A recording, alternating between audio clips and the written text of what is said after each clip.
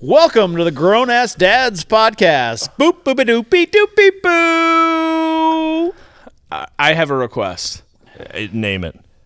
That has to be our formal intro. When we do make a real intro, it's just going to be that, but recorded. You're listening to the Grown Ass Dads Podcast. I am Adam Bundren, here with my co-hosts, Jay Hilsing and Jason Byrne. Hello. So we made another episode. We went for two. We doubled down. One went so well, yeah, that we thought, why not do two? Sure. Okay.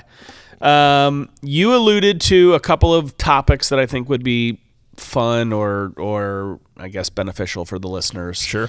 In episode 1, and the one that kind of stuck out to all of us was this idea of youth sports. Okay. Do you love it? Do you hate it? Do you participate in it? Do you not? What was your experience and everything in between? Sure. So I'll kick it off with, let's get nostalgic. Okay.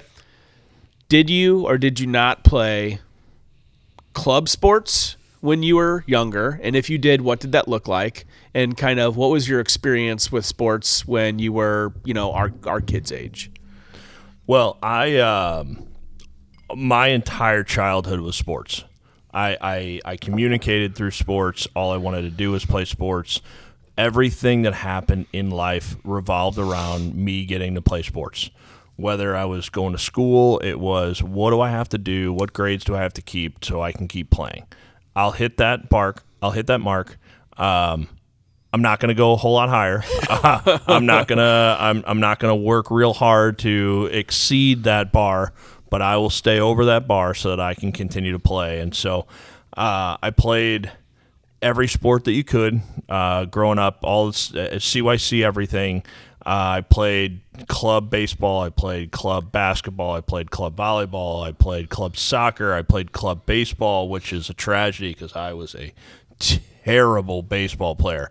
But it was all of my very, very best memories of a kid was revolving around being on a sports field or sports surface in some fashion and playing with my guys. And that was my happy place. That's where it was. And it was very, very important to me. And, I have kids now and they both play club sports and balancing that and what club sports are today versus what club sports were when we were kids and what our parents were kids has evolved so, just immensely that it's a completely different animal. So paint the picture for me and everybody else. What did club sports for you look like? Like, for like club baseball, it's like now 80 games, 100 games. Yeah. 5 games a weekend, traveling all over the place. What was it like when you were playing, as a 10 to 13-year-old kid? So I was very fortunate that when I was growing up, I had some really great coaches and some really great leaders that molded me and made me a better player. And I was very fortunate in the fact that club sports was still during that club sports season. So I got the opportunity to play 2, 3, 4 club sports at a time. And yes, they would overlap, but not for the entire year. And the way that my biggest problem, and I love sports and I love that my kids play sports and play club sports, and I will do anything that I can to help them do and get to participate in the things that they love to do. But the bad is club sports are year-round, period. And these coaches and directors, and this is such a huge, big business now that the coaches typically don't have perspective. They don't care about the kids playing other sports because they're only solely focused on their dollar. Well, yeah, I was going to say they can't care about what the kids because they have benchmarks they have to make. That's right. And it's not that it wasn't a business back in the 80s and 90s when we were playing them, but it just was so much smaller back then. It wasn't a big business. It wasn't. I don't know that it was as much of a business though, because there weren't paid coaches the way there are today. Everybody was the paid coach was an anomaly when we were kids. Everything was still volunteer. It was still a lot of dads. It was still, the dads that coach may not have had to pay for their kid to play. Right. But other than that, they weren't getting paid. And let me be very clear on this. I am for paying these coaches that spend the massive amount of time away from their family and travel and lead and do all that sort of stuff. And I'm not upset with the business model that has come about of this, because there are more opportunities for kids to play more sports and get better coaching. But there has to be some sort of a level set or some sort of a perspective on this, and there's not. It's getting further and further away from that. Yeah, I think I think the frustrating thing is that when you're playing now, when like with my oldest, when he wants to play a club sport, and he does, yes, there are levels of it, right? There's like with baseball, there's AAA and AA and A, and like all these different levels of, the proficiency or the talent level of that particular team plays within that level. But there's still a lot of kids that should be playing on a rec team. Yeah. And there's no, outside of parochial, like in our area at CYC, but a parochial or a private school type of environment, or like playing for the Y type thing, that's the only rec experience you can get. And if you want to play any more competitive than that, you're playing a club sport, and you're paying club prices, and you have club expectations, and it shouldn't be that. I agree. So like the boys, I coach, my oldest baseball squad for parochial, for CYC. I think they get 8 minimum games, 10 maximum games, unless they make the playoffs, which doesn't happen. But outside of that, that's it. That's all they get. I would love for him to play 20 games or 25 games or something like that, Yep. something that gives him a little bit more experience, more wins, more losses, more opportunity to learn. But it's like I either do the 8 to 10 games or it's 60. Yeah. And that's insane. It's crazy. It's too much. I think there's one word that's different today, or doesn't exist today, versus what existed back when the three of us were attempting to play sports. We're talking about club sports right now. Club sports existed back in the day, but we didn't call them club sports. They were called select. Yeah. Right? And they were called select for a reason. Yeah. Because not everybody could play them. Yep. Everybody could try. Correct. But not everybody could play them. However, now, because of the business aspect of club sports, anybody who wants to play, not all of them, but a lot of them. Damn near. A lot of them, anybody can play, because it's pay to play at this Right. point in time. We'll put you on our A, B, C, D, E, F, G, H team. Right. As long as you can pay the price to be on our team or be on one of our teams and be part of the club, good for you. Yep. Might be better off called rec, but it's still considered club because Right. you're paying for it. Right. Yeah, I have a good friend of mine that is. So his son is a good friend of my son. Last year they were 11 years old, and he's a really, really talented soccer player, and he's a really, really talented athlete, and he loves to play everything. And he plays for the major organization here in St. Louis, and he's one of their top 5 kids. And he had an opportunity that he was going to miss a club game that was in the middle of the season that mattered 0 to be able to go play in a championship, CYC or parochial or Y League, depending on where you're at in the country. And his dad was like, hey, he wants to go play in this, so he's going to go and do that. So his dad handled it the right way, talked to the coach, said, hey, listen, he's going to miss this game, and it's a Thursday night, middle of the season nonsense game. And the coach said, well, I guess he's just not that serious about soccer. And he was like, no, we've been at the last 87 games that we've played. Right. And 120 kick-around sessions. 120 kick-around sessions, and he's got a chance to play with his buddies in the city championship of basketball, and he's going to miss this off-season game. And the coach told him, well, I mean, you got to make that decision as a parent, but understand that this is going to affect his playing time. And the next game that they played, he sat his kid for the whole game. And this is a top 5 kid on the team, and he didn't play because he wanted to make an example out of him that this club soccer team is brutal. More important. And this is what is the bad. This is what's ruining kids' experiences and what this is. And it's the reason that I absolutely hate it. I hate it, and I am so disappointed that I have to have these types of conversations and we have to advocate for our kids when it would have been so easy for that coach to just go, hey, man, that sounds really fun. That's a really good experience for him. He should definitely do that. Yeah. I appreciate you talking to me. Right. And then we go about our lives. But this jackwagon who just decided that his 11-year-old club soccer team takes precedence over the world, and this kid shouldn't be allowed to do anything else is insane. It's insane. It's something that that coach should be ashamed of himself if he looks himself in the mirror. And if he's got kids and he has to make that choice, I hope that he remembers that and understands that maybe the next time that might not be the right call, but he won't. No, he won't. That's a power. That's a power-hungry, opportunist is all that is. However, if that coach is listening to our podcast right now, make sure you like and subscribe, and you can learn how to be a better coach and a better dad in the future. Yeah, if you want to come in and sit on the panel, we'd be happy to bring you in and see how tie to a net and shoot pucks at you. Yeah, see how you feel about a little it. Goldberg action. To your point from earlier, and there's no in between. There's 8 to 10 CYC. It's crazy. Y games, or you play 60. So I ended up, and I'm not. I know enough to be dangerous about baseball, and so I put a team together for 3 years for my oldest son and for 2 years for my younger son. That was an in between. We went.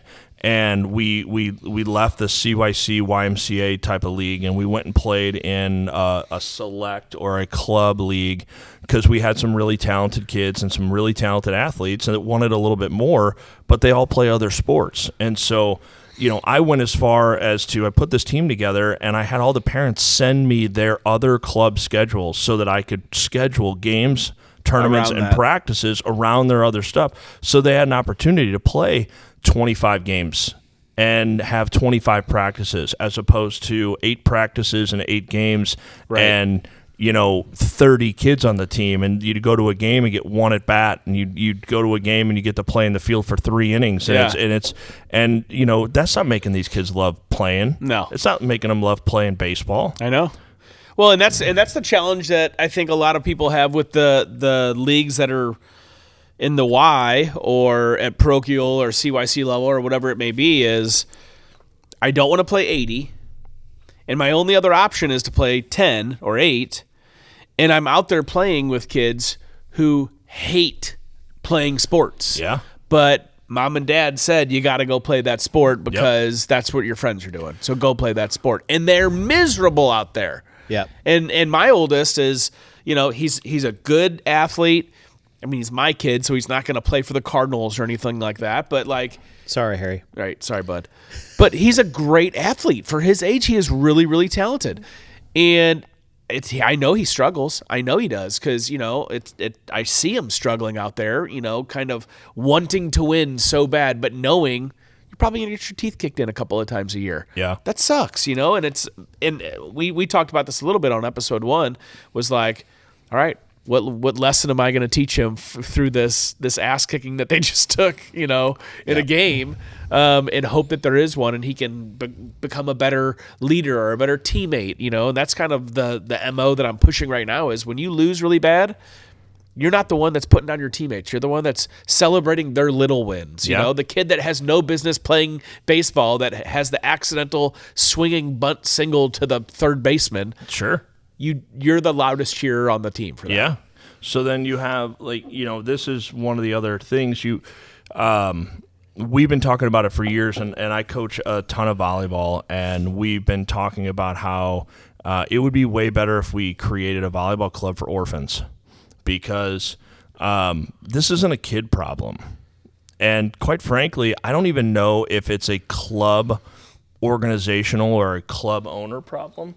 This is a parent problem. And this is a parent problem because of FOMO. This is a parent problem because of parents not being willing to have conversations with their kids about whether or not they're good enough or too good or whatever that ends up being, because they don't want to say no to their kids. Right. And I'm not saying that if you're a kid that's not good enough to make a club team that you should just quit and pack it in and go do something else.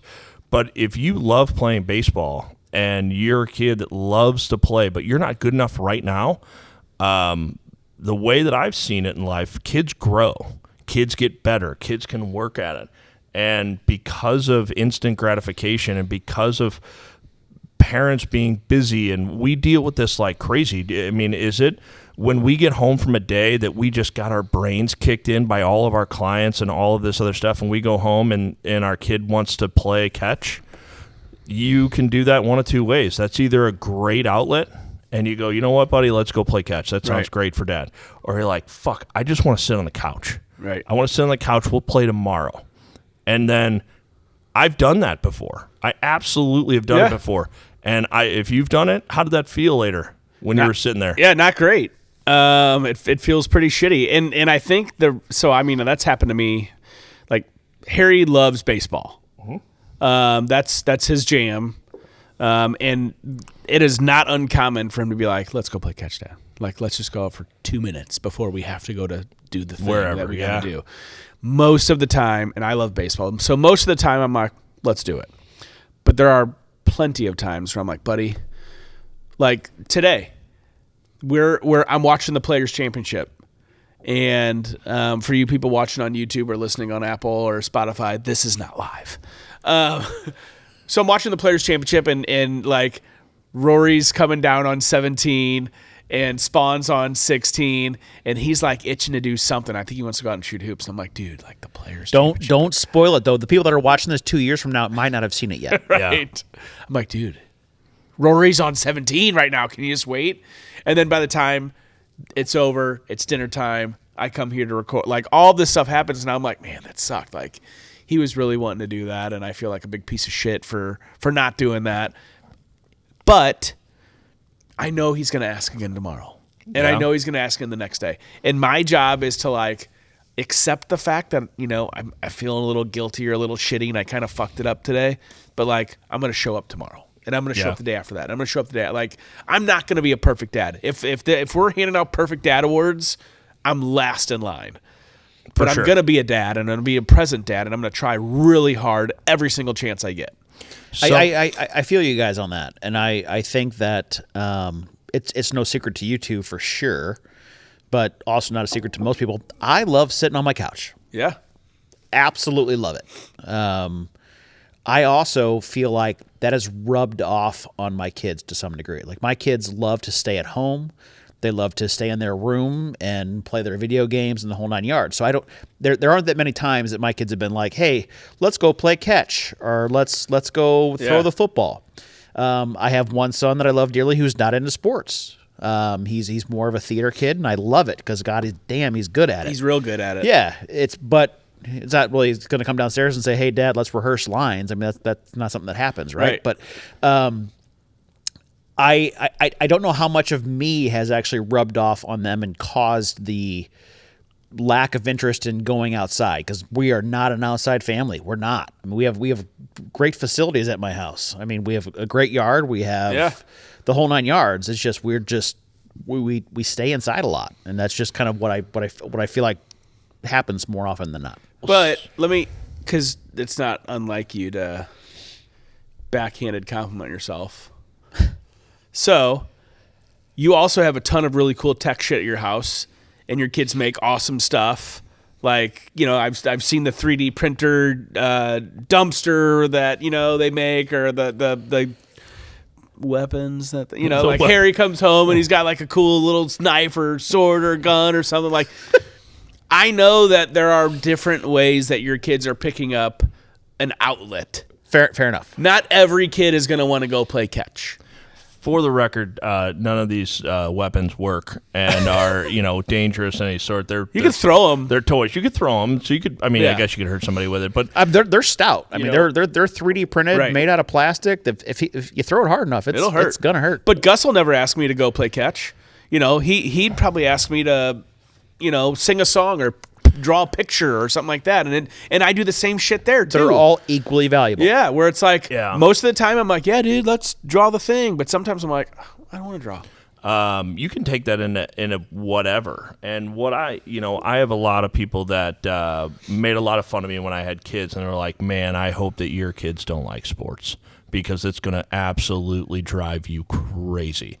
And I thought about that hard because I'm like, well, if I do have kids that aren't into sports, and my youngest one isn't nearly as into sports as my older one, but I'm like, how am I going to deal with that? And I thought, and I sat with that a lot and made a really conscious effort to go, I just want them to be happy. I want them to have a thing. I want them to have something that is their thing. 1,000%. And you're one of your twins is a theater kid, and he loves it, and he's super talented, and that's his thing. Correct. And and other kids, and your youngest, drawing and music might be his thing that he's just great at, and he's motivated. Yep.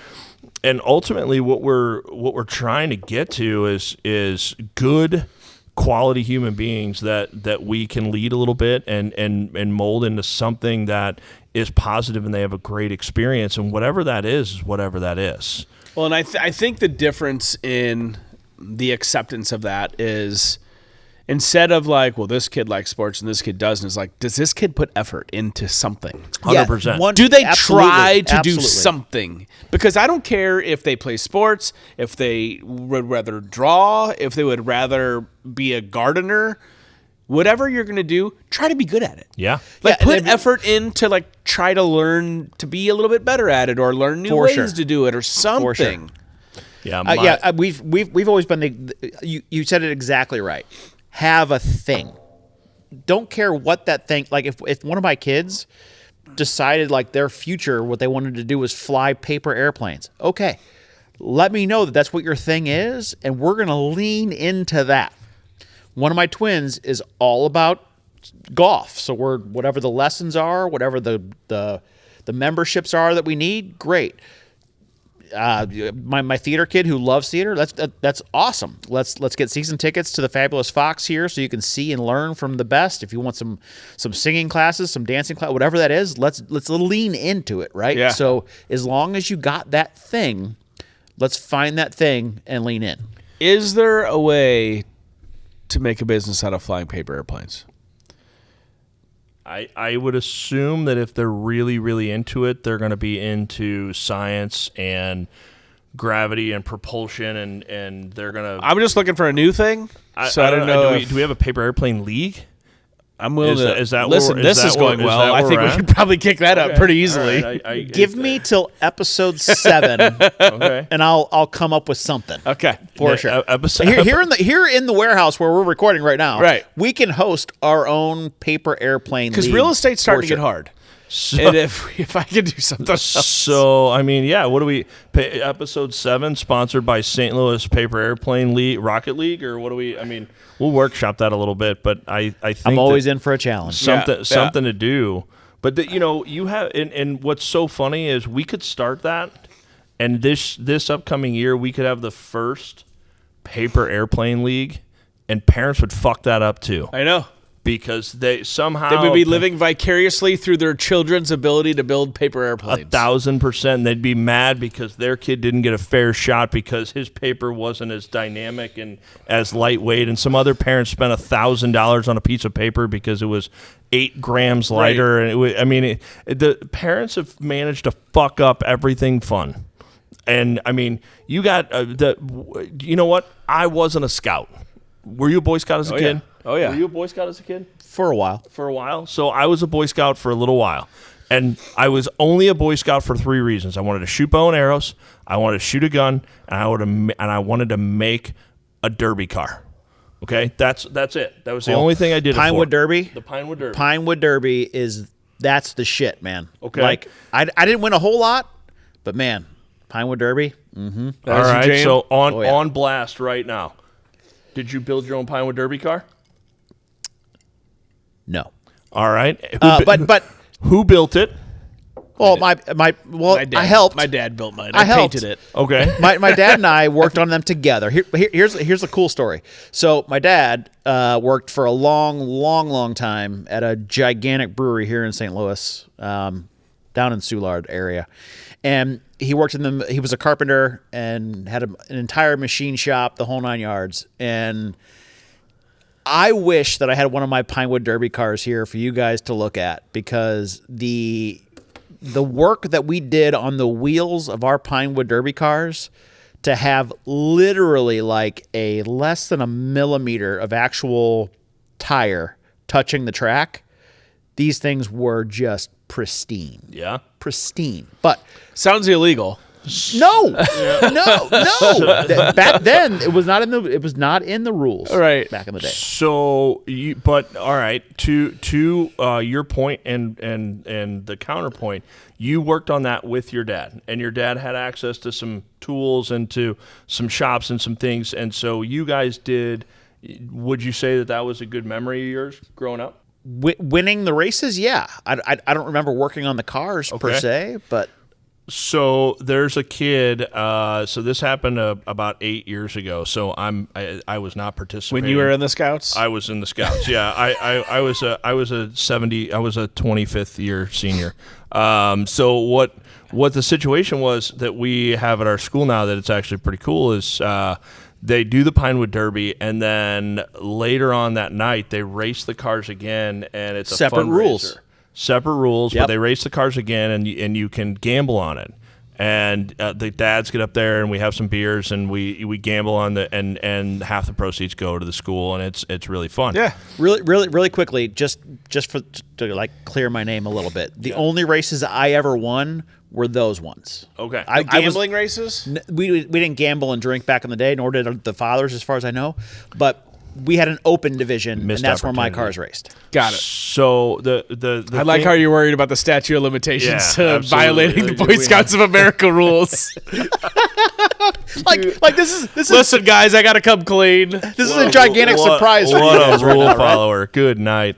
But what ended up happening was we're up there, and I got up there early to help set up, and there was a kid that was bummed out, and his car won, and he was like, yeah, all right.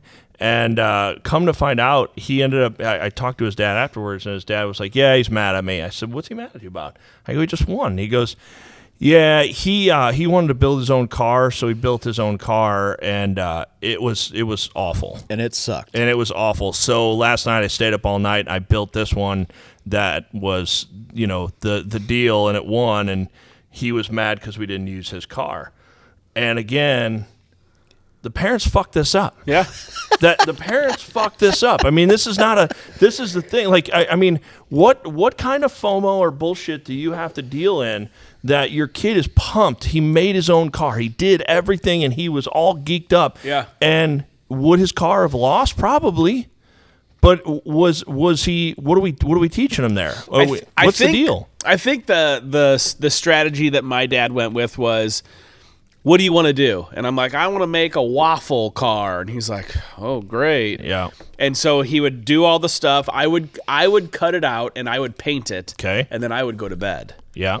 And a different waffle car would show up on race day. Slightly similar. It was a waffle car-ish. Yeah. That's the concept. I think that's kind of, and I didn't know any different. I probably didn't even know where I was like looking, I have ADHD, so I Yeah. was, catching butterflies or something.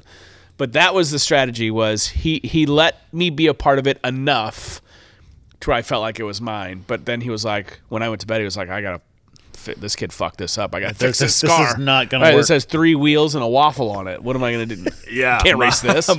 My dad worked 100 hours a week, and I was like, Dad, Pinewood Derby's tomorrow. I got to build a car, and he was like, all right, what do you want to do? And he wasn't particularly mechanically inclined, and so it was like, you should build a car, and all right, and so I built a car that had 4 wheels and was Weighted correctly?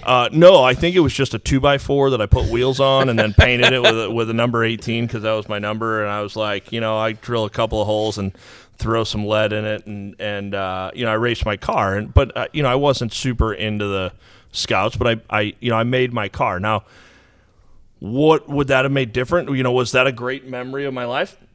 No. Did it destroy me and I'm like, I'll never build another Pinewood Derby car?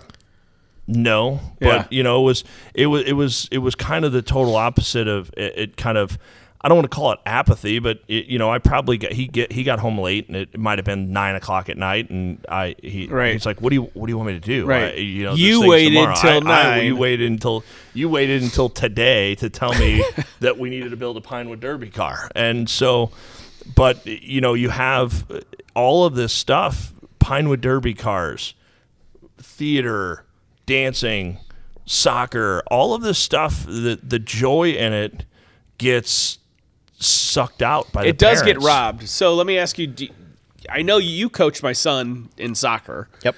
And I've coached your son in baseball. You coach? Yeah.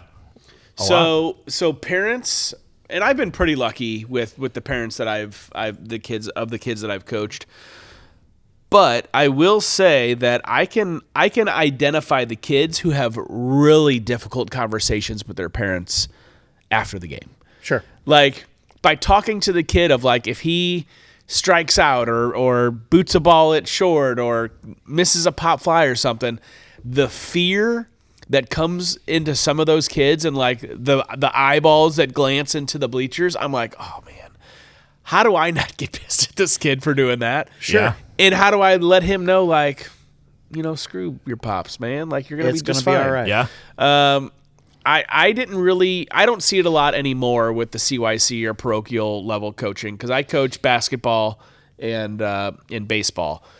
But when I coached high school baseball, those parents were terrible. Yeah. Terrible. All of their kids were going to be the next Derek Jeter, and none of them are supposed to run ever at practice. There was a kid that his grades sucked. He couldn't get to practice on time, so he would show up to practice. His name was Taylor. He'd show up to practice. I go, Taylor, just start running, bud. I'll tell you when to stop. Yeah. And there was one practice where he ran. I think I forgot about him. He was just running. And I had to meet the athletic director the next morning. They're like, so Mrs. Taylor's mom came in, and she said that he was so tired after practice he couldn't do homework.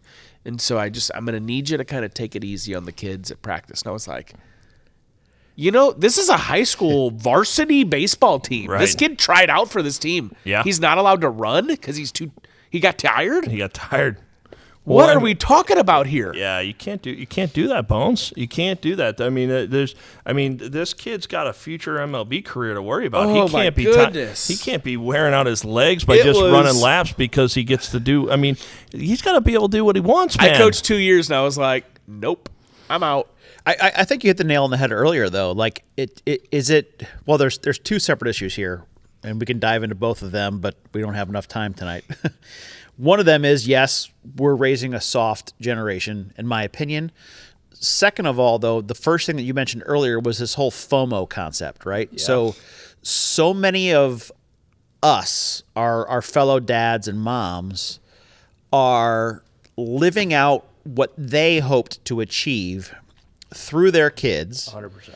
So they are trying to give them opportunities that they couldn't have, or they're finally seeing some success through their children. So they're like, you got to keep doing this because I maximize it. I didn't get it. So you need to make sure that you're taking advantage of this and blah, blah, blah, blah, blah. But the even worst case, which you even mentioned already, is little Johnny's going to the NHL. Little Johnny's going to the MLB. Yeah. And that's my ticket to retirement. For sure. So therefore, how crazy is you that? cannot screw up my retirement or his future by, heaven forbid, making him pay a price for his lack of responsibility or what have you. And here's the thing. It's human nature to fall into that stuff. Like Harry's a good ball player, and he hasn't thrown a baseball in 4 months. Well, in those 4 months, he's gained probably close to 20 pounds and grown 6 inches. And we went out the other day for the first time to play catch, and I was like, oh, shit. Yeah. He's got a cannon. And my first thought was, you're going to be pitching for me this year, buddy. And then I was like, hey, Dad, why don't you back up a little bit? Sure. And maybe not put all this pressure on this 12-year-old to be an ace. But he's gonna be pitching this year for sure. Listen, every dad, and I don't care who you are, every dad would love to see their kid be great. Yeah. It's not, that's not bad. That's not bad. I absolutely love watching my kid play sports, and I want him to do well. But because I've coached for so long and I've coached so many kids, not every kid is the star, but it needs to be okay for them to be a really good contributor and a good teammate and have a role. And, everybody wants their kid in basketball to score 30 and get the ball every time. And all the kids gravitate towards him because he's the baller. But you're not. That's not every kid. I mean, my math skills aren't great, but isn't it 1 in 10 kids play professionally? Is that? I think it's no way chance. less. You think it's No one in chance. it's way less? Well, I think I'm being facetious. I was fuckhead. I was like, holy cow, Jay. Fuck. It's like, I know spelling's not your No, thing, but good dude, Lord, it's like 1/100th of 0.5%. it's insane. I saw a stat the other day. I think it was like they could put all of the players that have ever played professional baseball into one Stadium. professional baseball stadium, Yeah. and not fill all the seats. yes. and In the history of professional baseball. and you have all this stuff, and you have like these are the problems. You have the thing that blew, it didn't blow my mind, but it was so here in St. Louis, the very best high school hockey team was lost. They got beat in the semifinals of state, and the other team played better, just beat them. And it was great for them, bad for that team. But this is the very, very best team. And of that entire team of 20 kids, there is one kid that is going to play Division I hockey. That's not professional. I know. That's just one kid that is going to go play Division I. Yeah. And so you're talking about all these kids that are playing at 12 years old, and the numbers of them just playing collegiately, let alone going and playing professionally and getting paid for it, Yeah. is astronomically low. Yep. But every parent is, you can't do this to Taylor Right. because Taylor's going to the show. Mrs. Taylor's not. He's going to work at a car wash. Mrs. Taylor's mom, Taylor's not even going to college, Right. let alone going Right. to the show. So let's not Just for the record, there's good money in car washes. There I mean, is. There is. it depends on the car wash you're going Right. to, but you I guys mean, saw Breaking Bad. it's unbelievable. And these parents that are looking at this because they have the dad goggles on is brutal. I was coaching the baseball team 2 years ago, and this parent came up to me and said, "Hey, my kid is not pitched yet." And I said, "All right." And he goes, "My kid's pitching today." And I said, "Okay." Like after the game, or Here's the thing. I'm very, very happy to put your kid into pitch. The problem is your kid has told me explicitly he doesn't want to pitch. He doesn't want the pressure of pitching, and he's not going to do it. And they said, no. He knows that you're not going to let him, so that's what he's saying. So he wants to pitch. You're going to pitch him. So I pitched him, and I put him in the game, and he proceeded to walk six batters in a row and start crying on the mound. And now I knew that this was going to happen. yeah, I don't want to put a kid in a position that they're going to cry in front of 100 people, and I don't want to put a kid in a position to fail, because that's not making them love baseball anymore. That's not making them want to pitch again. Right. And so, I had to go out and talk to the kid and be a dad for a minute and just go, "All right, buddy, listen. You're doing fine. listen, your dad's an asshole. Your dad's an asshole, and he put you in this spot, and I'm sure he's going to tell you that I'm an asshole for putting you in this spot." Really So- quickly, Dad, who's an asshole, like and subscribe our podcast. So Yeah. that we, But ultimately, what ended up happening was I said, "All right, here's the deal, dude. You're going to throw one strike. You're going to throw one strike. I don't care what happens. I don't care if this kid just absolutely drops dick on you and sends it over the fence. You are going to focus on one ball. You're going to throw a strike, and whatever happens after that, I'm going to take you out of the game. Yeah, if you throw a strike, I'll take you out. You can't. You can't end on this because I know you can do this, and so, and this was probably the greatest scenario that could have ever happened. So the next kid that's up couldn't hit water when he was sitting in a boat, but he strikes this kid out, and I left him in. He strikes this kid out. And I went, and all of his teammates like celebrated and cheered for him. And then I took him out of the game after that. And he got out of the game. He calmed himself down, and he was like, "Hey, coach, thanks. I appreciate it. Don't ever pitch me again." And I was like, "Dude, no problem. You did it. You did the deal." And so that didn't want to pitch you to begin with. That worked out. But that didn't have to happen. That kid wasn't ready to pitch. That kid had never practiced pitching. Every time I asked him to practice pitching, he didn't want anything to do with it because he's a nervous kid and he didn't want a part of it.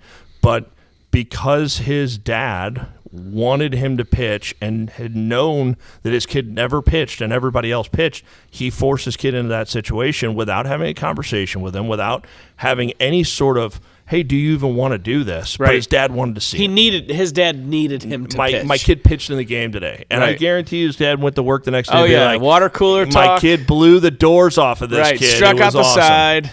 And again, it's the parents.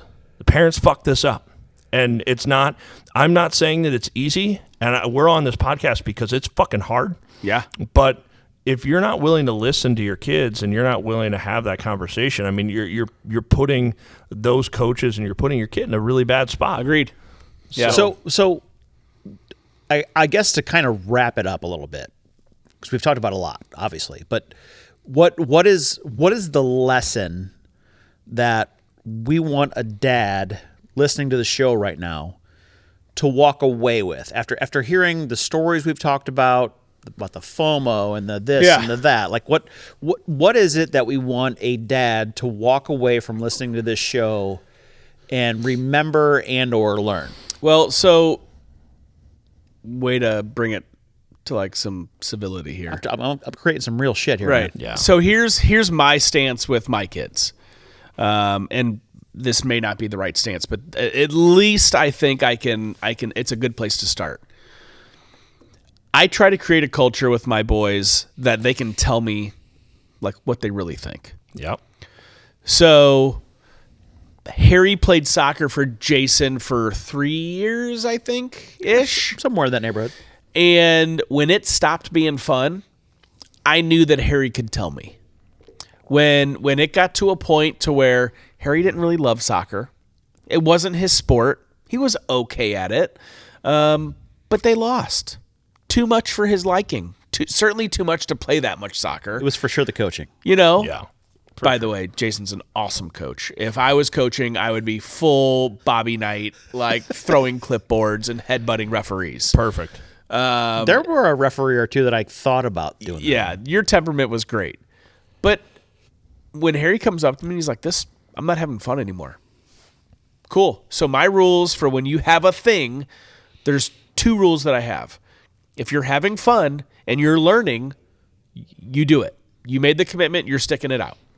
When you stop having fun and you're not learning anything and it's crushing you, then we can roll.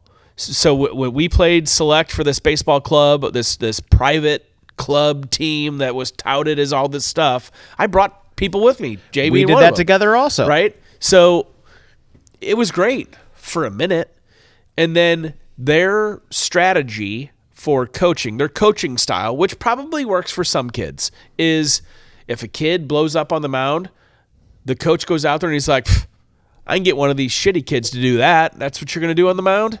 And pull him out of the game. Or if a kid has a bad at bat and strikes out really bad or strikes out looking, he sits. They're kids. They make mistakes. They don't do things great. Harry came into that organization not as a great player, but as a pretty good little ball player. And he left a shell of himself because he was so beaten up by that experience that he didn't even know if he wanted to play baseball anymore. That's insane to me. Once you get to that point of like, I'm not having fun and I'm certainly not learning, we're out. There was also a burnout factor there for sure. There had to be. Because obviously Carter played with Harry on that same team. And this team was a tournament team. We played no leagues. Yeah. We played tournaments only, but it was tournaments every 4 or 5 weekend. games a weekend. 4 or 5 games a weekend, and we weren't a winning team.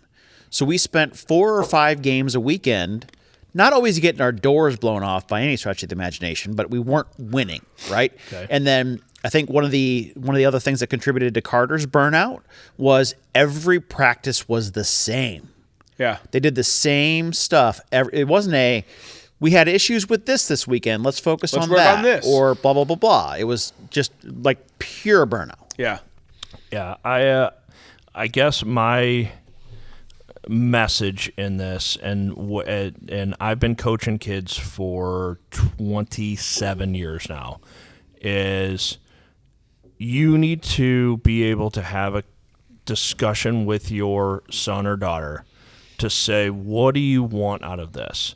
And from my previous story earlier, if that dad would have talked to his son and said, hey, what do you want out of this? And his son said, I want to pitch. And that was a thing that, hey, I want to pitch. I want to try. At that point in time, that's a discussion that we can now absolutely have, and I absolutely will give that kid an opportunity. And that because you'd probably work towards it also. Because he would work towards it. And hey, let me prepare you a little bit. Let's next practice we're gonna pitch, and we're gonna pitch off the mound, and we're gonna make a couple of tweaks, and then you're gonna start the next game. And I'll give that kid a shot all day long. In the situation where you as the parent decide your kid needs to do one thing or another. In baseball, my kid needs to play shortstop. My kid needs to pitch. My kid needs to catch. My kid needs to hit first. Whatever that ends up being. I can tell you, I don't know 1/100th of what I need to. But one of the things that I know for sure is putting a kid in a position that you know they're going to fail. You know they're not prepared for, and they know they're not prepared for, is not going to make them love playing that sport more. And it's certainly not going to make you feel any better as a parent. And it's not going to make you feel any better watching your kid fail. Right. So if your kid is not a very strong player in whatever that sport is, and we can now make him into a role player where he finds his role and his thing on the team that he has some success at, he feels like I contributed today, I promise you that is a way better solution and a way better opportunity for that kid to build himself up and for a love of whatever that sport or that activity is versus getting thrown into the soup into a completely foreign land to look bad in front of his friends and to make an error or to walk 5 guys or to strike out in a bad way or to miss a jump shot and then feel worse about themselves than potentially not getting to play the position or getting the shot that their parent wants them to get. Yeah. And I think, yes, but I've seen, like I coach basketball. I'm not a basketball guy. Don't pretend to be one, although I do coach basketball, so I guess I do pretend to be one. We needed a coach. So right, we needed a coach. And I've been an assistant coach for a couple of years. I love our head coach in the way that she kind of organizes the kids. But when there's a kid on the team that clearly does not know what he's doing out there but wants to be there, I will work with that kid. When I work with that kid, the rest of the team sees it. And in a game, when that kid gets on the floor, they're like, get that kid the ball. We want that kid to score our basket. Absolutely. Yep. We'll lose 38-2, but that kid's getting our 2. Yeah. And I think that's what it's about. It's sure. teaching those types of lessons to our kids and to our parents. Yep. Our parents I tell them all the time, this ain't the NBA Finals. Nobody's Kobe out here. We're all the smallest little white kids of South County, St. Louis, Missouri that you're going to find. We're not going to win any championships. We want to go out there. We want to have fun. Yep. We want to get better, and we want to learn how to listen as a team. That's it. Yep. I agree. And when the game's close, I want to step on everybody's throats, and I want to win. Yep. Yeah. There you go. Thanks for being honest there, Adam. Right. I think My lesson that I would take away from this is something we talked about earlier, and it is literally about allow your kids to have a thing. Not even allow your kids to have a thing. Make sure they have a thing. Yeah, but right? it can't be your thing. No, it can't be mine. I mean, I never was in theater at all, but my God, I love theater now because Right. my kid is awesome at it, right? But at the same time, make sure they understand that success and failure are both going to happen, right? So, And acceptable. yeah, I've got my two athletes who play sports. Neither of them have necessarily been on super winning teams, right? So we've become very familiar with this concept of losing occasionally.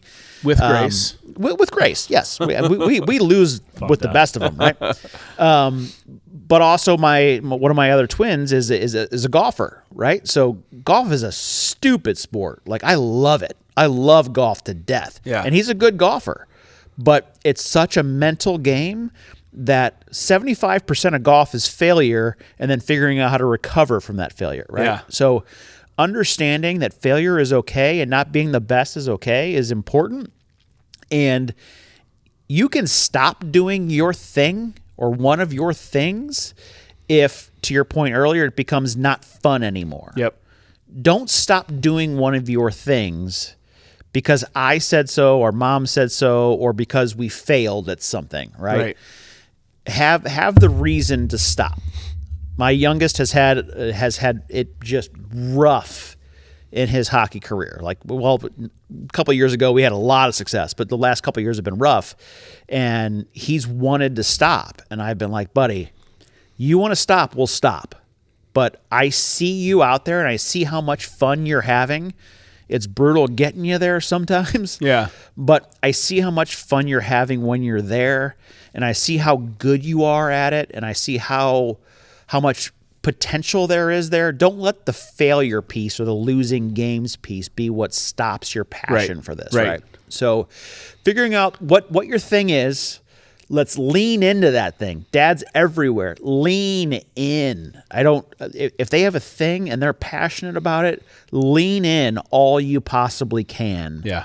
Because they need that from you. They can do so much, but they can only get so far without we as parents contributing and getting them to that next level and giving them the opportunity to take that to that next level. I realize sometimes there's financial things that get in the way and so on and so forth, but talk to those clubs, those programs, whatever they are. Most of them have programs in place that can allow you to do that. But please, for the love of God, if your kid has a thing, sport, non-sport, lean into it. Yep. It's kind of where I would go. Yeah.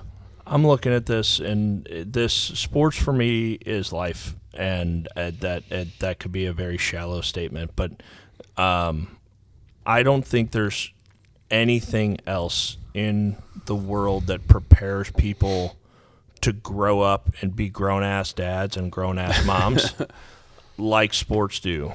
And the simple fact of you have to learn all of these intricacies that have nothing to do with the sport. And you have to learn how to win. You have to learn how to lose. You have to learn how to work. You have to learn how to work as a team. You have to learn how to communicate with your teammates and your coaches. And you have to be able to deal with the failure and come back and play the next day or the next hour. And you have to be able to deal with a big win and then come back and play the next day or the next hour with that same intensity or that same level of focus. Right. And that's what life is. And you know, again, the vast majority of the world will not play a sport in college, and even fewer of them will play it and get paid to do it. Right. But the last time I checked, everybody is going to have a job. Everybody's going to have a boss. Everybody's going to have a team. Everybody's going to have something that they're going to have to do to be a grown-ass dad. Right. And if every time things get hard, or every time that you lose a bid, or you lose a job, or whatever that is, you just pack it in because Mom and dad said it was okay because you know, hey, that coach wasn't fair to you. That team was too good. That whatever that was, you're just learning to quit. And as a grown ass dad, quitting is not an option. The last time I checked. Right. Well, I mean that alludes to this soft generation that we're building of quitters or complainers or. It's okay. They'll all get trophies. Right. You know what I mean? Jesus Christ. That's just part of it. That's part of the society that we're stepping into. Probably a different episode. I mean, we all three have jobs, right? And so no matter how you perform, you get paid the same as the next guy, right? No. That's not how it works? I eat what I kill. What? Yeah. Oh, my God. Yeah. All right. Well, maybe I was wrong. That's so strange. Back to that 1 in 10 play professional sports thing. That's so strange. All right. So if this episode made sense to you or made you feel something where you can feel compelled to get behind the keyboard and talk shit on us or all positive or ask questions, please do so. Subscribe, like our channel, listen to us on Spotify, Apple Podcasts. This has been Grown Ass Dads, episode 2. I love you, boys. All right. Absolutely. Cheers. Podcast out.